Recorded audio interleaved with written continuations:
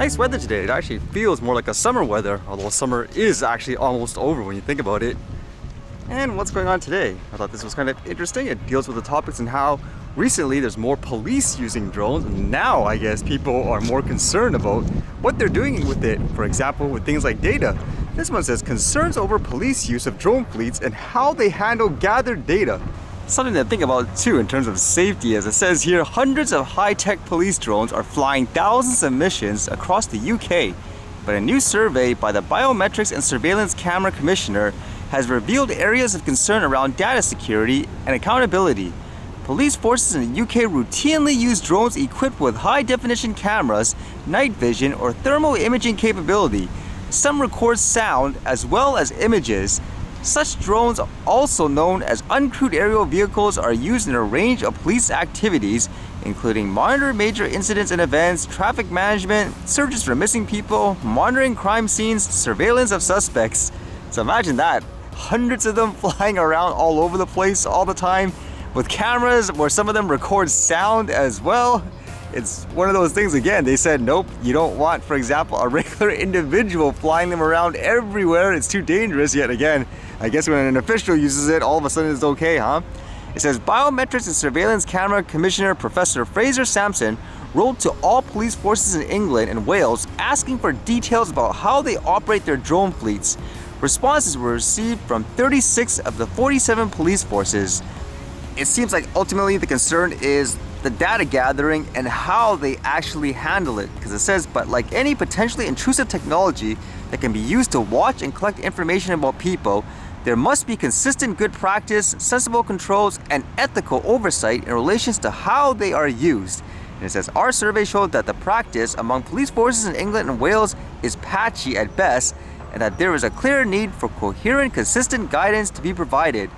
Kind of like that other story here, huh? Where they were saying there were polices using drones saying it benefits them, but it didn't seem like there was a really thorough, I guess, plan for things like privacy and all that. So how about this? Would people agree with it? And one of those things too, just because an official uses it, then all of a sudden it's okay. And with that thought, it was kind of interesting to see how police are actually trying to monitor for drone operators now in various places. This one says, Bournemouth Airshow, police issue warning to drone operators to stay away from festival zone.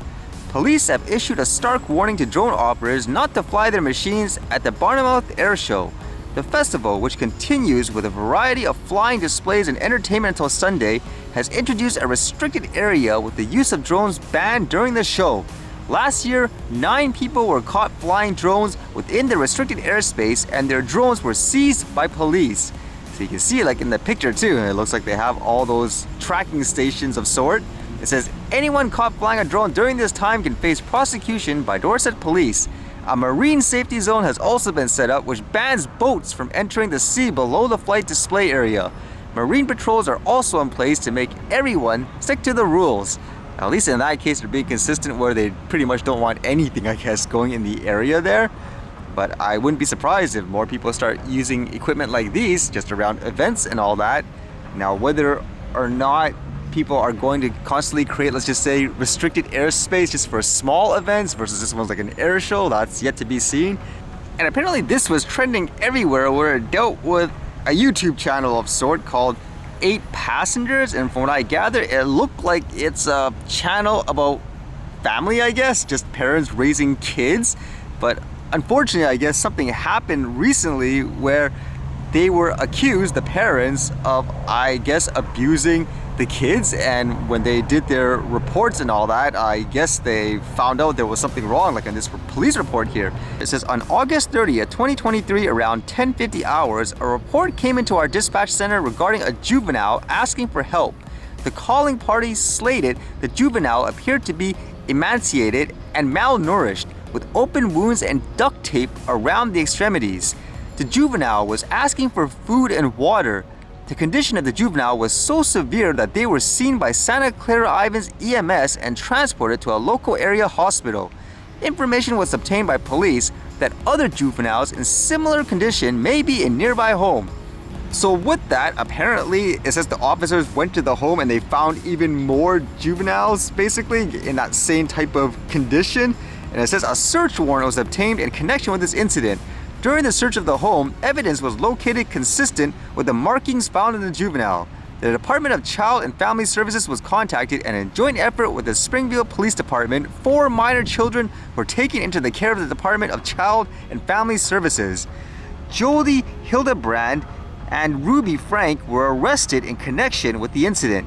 Due to the sensitive nature of this case, no additional information will be released at this time. Those are apparently the people that run the channel and all that. I haven't watched it myself, so I don't really know what they do, but from what I gather reading online, like in this one petition, people found that something was suspicious, and they kind of explained what they did before. It says, if you don't know who 8 passengers are, they're a family of 8 YouTube family.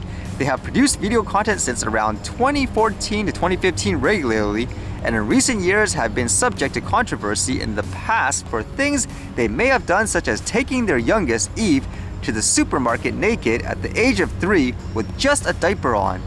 Another was when she told us Russell did not have autism because it was something along the lines of he was not intellectually challenged.